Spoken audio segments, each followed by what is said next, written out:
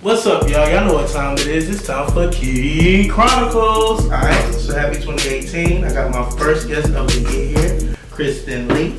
Hey, Will. Hey, thanks for coming. I've been wanting this interview for a long time. She's an entrepreneur here in Raleigh, North Carolina. She has her own business. She's an event planner for Dolled Up and Planned Out. And she also has her own floral business. It's Bloom. Every Blooming Thing. Every Blooming Thing in Cary off of Kildare Farm Road. So if y'all need any arrangements and stuff, hit up my girl.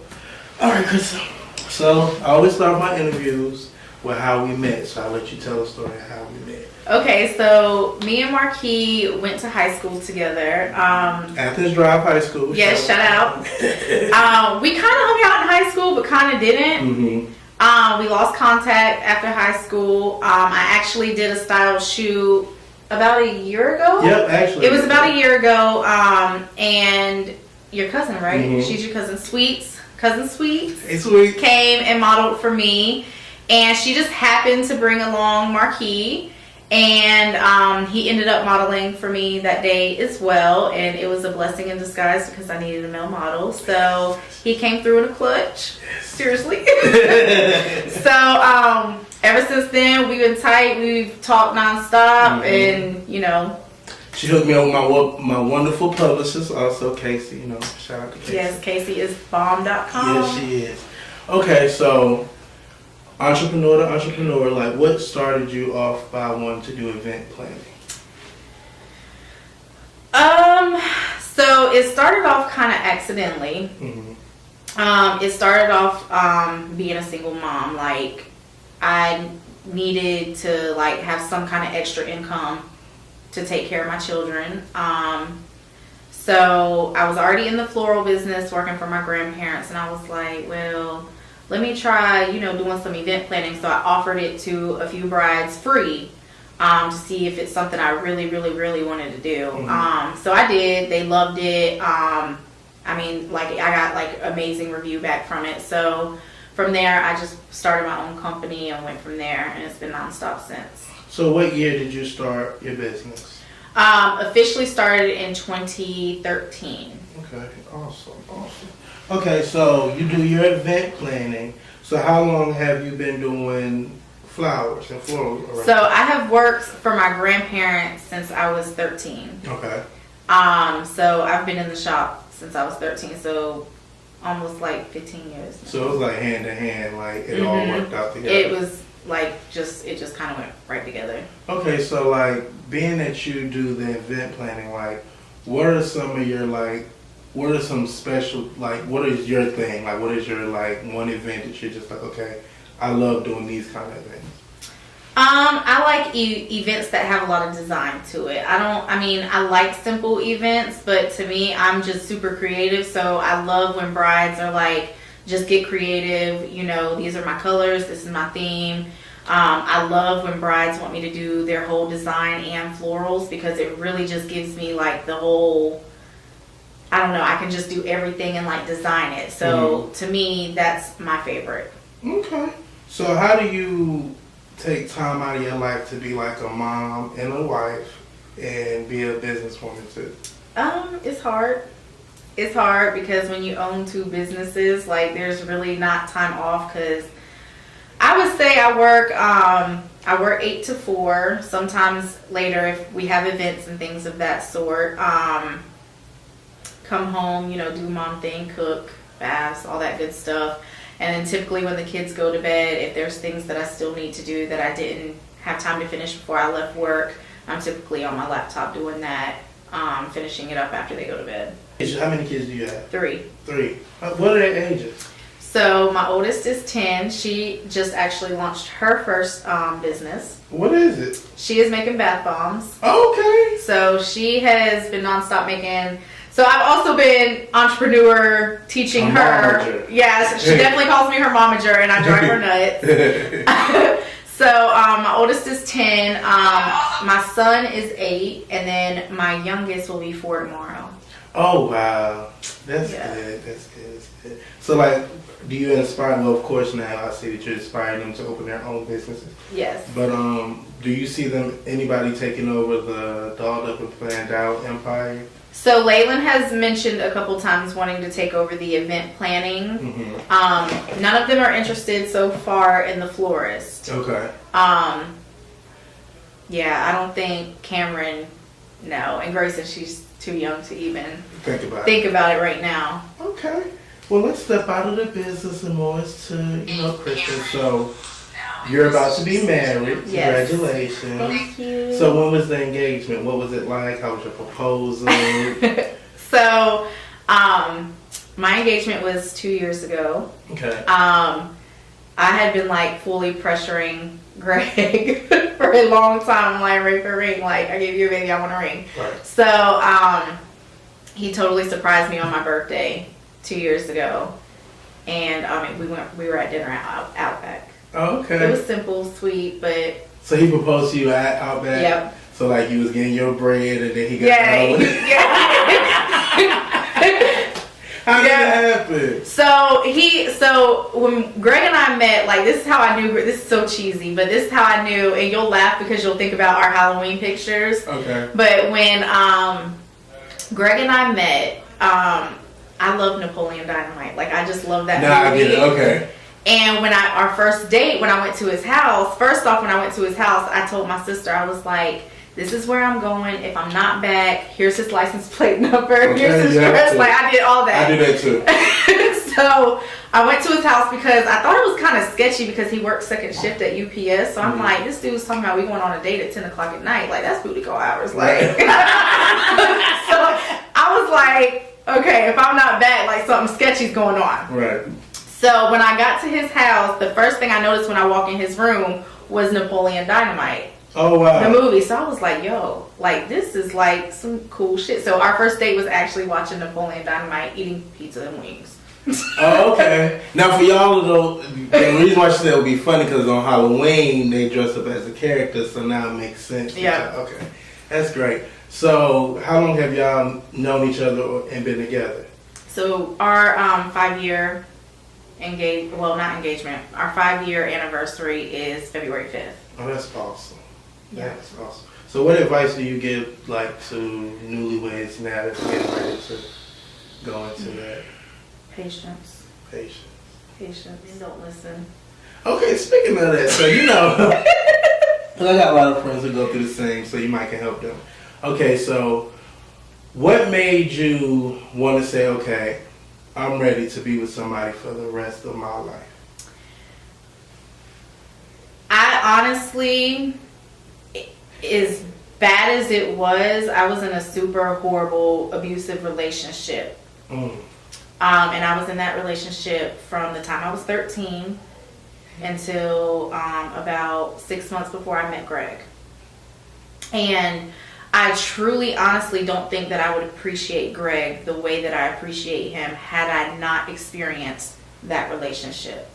Because, not that I'm saying I think women should go through those kind of situations, but I think growing up the way that I did and being so used to that, when I actually found a man who had morals and, you know, was a godly man and who was raised right by a strong woman, it appreciate like Greg, like I have never heard him call, like he's never called me out my name, like things like that. Like if I wouldn't have experienced the bad relationship prior, I wouldn't know how to appreciate that. So I would say, even if you haven't experienced a bad relationship, take those little gestures and appreciate them, because there's so many women that don't have that and are looking for that. So that's good. So did you find more self-value when you found Greg, or did you more so find a better outlook on life when you found him? I feel like when I met Greg, like I immediately knew Greg was the one. I immediately knew when I split up in my last relationship, I remember praying, God, do not put nobody else in my life unless they're the one, because I can't handle it. I'm not one of those people to put my kids around just anybody. And when I met Greg, we met on Facebook, so that was my first right. You know what I mean? Like I didn't want to be, so that's why like my sister, that's why I went to meet him, and like I don't bring people around my kids. So but I definitely feel like Greg really completed me, and he really taught me a lot. And he probably is going to look at this and be like, oh, that's so sweet. But like, he really completed me and taught me a lot about myself that I didn't even know. And even when I was first starting the event planning business, he pushed me to be great. And he never makes me feel like I'm like not doing what I should be doing. He supports you. He totally supports me, even though sometimes it takes away from our time. Well, that's good. That's good. So you and him have a balance. We do. That's awesome. Okay. He still gets on my nerves. So, okay, I want to go into talking about self-reflection and stuff like that, because I know you had a dramatic and drastic weight loss and you look amazing. Thank you. So, where were you before you lost where were you before you lost your weight? Weight-wise? Yeah. So, I was right at 250. Okay. And then you dropped down, so... Right now, I'm 0.5 pounds from the hundreds. That's good. So I'm like, I need this 0.5 to go. I need to be in the hundreds. That is amazing. So, okay. So with like confidence, like was your confidence bigger like when you were heavier, or did your confidence more come now that you lost a lot? I've always been pretty confident, but I have always felt, okay, I think we touched on this when we did Season in the Juice. We touched on this. I always felt fat because in white people world, a girl who is thick is fat. So I always grew up with the mindset that I was fat. And then when I had kids, I really got fat and I couldn't get it off. It's like when you have kids, your metabolism really, really changes. And then being in an abusive relationship, I was a stress eater and like a depressed eater. So like I decided to go for the weight loss decision because Greg met me when I was heavier. I was worried, well, what if I lose this weight and like he's not happier with the skinny woman? Does that make sense? Because in my mind, I didn't, but like I had to like fully talk to him and be like, you know, like, are you okay with this? Like, because I didn't want to, you know, like he meets you one way, you don't want to like change and then like it not be the same. You know what I mean? So you had the surgery. Yes. Okay. So you want to explain to people what surgery you had and stuff like that? Yeah. Okay. So I had the gastric sleeve, which is pretty much they cut majority of your stomach off. So my stomach is about 3 ounces big. So I can only eat about 3 ounces of food. Okay. And most of the time that's like protein shakes and stuff like that. I can eat more than 3 ounces now. Sometimes, but I can get really sick easily too. Like if I eat something I'm not supposed to eat, I get very, very, very, like I feel like I'm dying. It's not a comfortable feeling. You really have to have like a full mindset change. Like I've learned like when I have certain cravings, things that I can have. But yeah, you really have to like fully change your whole mindset. You have to be open to new foods. You have to be open. Oh, it's a lot. So how long is the process of healing? I had surgery on Thursday. I was back to work Tuesday. Really? Yeah, I wasn't supposed to be, but I was. So like the day, like were you stitched? Were you like I had 3 holes. So there's like one here, and one here. Okay. And they just put these like little tubes in and do whatever they do. And you just knocked out the whole time? Knocked out the whole time. And where did you go? Was it here? It was Duke. Duke. Oh, really? Okay. Well, y'all hear it first. Duke, you know, if y'all need something done, Duke can get it done for you. So were you scared? Because that's like a life changing. It is a life changing. It's very. I think I was ready. I think I was so ready. I wasn't scared. I think I was tired of looking in the mirror and being like, God, I'm looking fat. Like I hated that. So I think I was ready. I think my dad hates that I had surgery. Like even now, like he would like tell me like, you're gonna die, like you can't do that, you're gonna die. And I'm like, I'll be fine. Like these are like good doctors. Like it's not like I'm going to like overseas or something, and you know what I mean? So my dad did put a little bit of worry in me, but I was fine for the most part. Okay. Speaking of your dad, like how does him and Greg get along? I think my dad's been around Greg one time. Mm-hmm. Me and my dad are not super, super close. Oh, okay. Because I'm like, how you about to get married again? So is he walking you down the aisle? No. Really? Well, I'm sorry. That just caught me off guard. Wait, really? I never knew that. Wow. And I think I have not had that conversation with my dad yet because him and my older sister are super close. Okay. I always felt like the stepchild of my dad because him and my sister are like this and me and him are like The this. sister I met. Huh? The sister I met? Yeah. Okay. No, my older sister. I don't think it was the sister you met. No. Okay. So, my grandparents raised me. So, you know, I feel like if anyone was to walk me down between my dad and my grandfather, it would absolutely be my grandfather. He raised me. He taught me everything I need to know about a man, you know, and so it would absolutely be my grandfather. But with that being said, I didn't want to hurt my dad's feelings and blatantly have my grandfather walk me down the aisle in front of him. I didn't want to be like, I feel like that would kind of be bitchy. And my goal is not to hurt anybody's feelings. So my son is walking me down the aisle. Well, that's good. Yeah. But you're inviting your dad. My dad will be there. However, he did make the comment to my sister, if he's not walking me down the aisle, he's not coming. Oh. So how does that make you feel? I don't give a shit. It's my son. Yeah, I get it. You know, I feel like, you know, and that's what I told my sister. I feel like, you know, I could see him feeling like that if it was my grandfather walking me down the aisle. But the fact that it's my son, if he has a problem with my son walking me down the aisle, then that's something he's got to deal with on his own. Right. So, okay, they only met once. Right. So your grandfather has definitely met him. Yes. Okay, so how are their relationships? It's good. That's good. Yeah. Okay, because I know your family loves him, but like Yeah. we're gonna talk about how we touched on the subject last time, like being an interracial couple. Greg feels like sometimes racial things are said that they don't realize is racial. Like, Okay, so oh my God.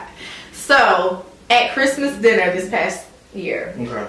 Okay, so last Christmas. like a couple weeks ago, Christmas, yeah. So every year at Christmas, Greg asks for hot sauce. Like he'll come up to me, he'll be like, "Babe, they got hot sauce," and I'm like, "Probably not." So this year, I told my grandma, I was like, "Grandma, can you make sure there's some hot sauce?" Because I was trying to look out for things, like I was, you know. Right. So this year, Greg's like, "Babe, they got hot sauce." So I'm like, "Grandma, did you get that hot sauce?" And so my grandma was like, "Yeah, it's in the fridge." First off, only white people will put hot sauce in the fridge, right? Okay. So I'm like, okay, so I get the hot sauce out the fridge. Greg was like, you know, "Oh, they got hot sauce this year, cool." And then my grandfather goes, "Greg, do you put hot sauce on everything?" And Greg's like, and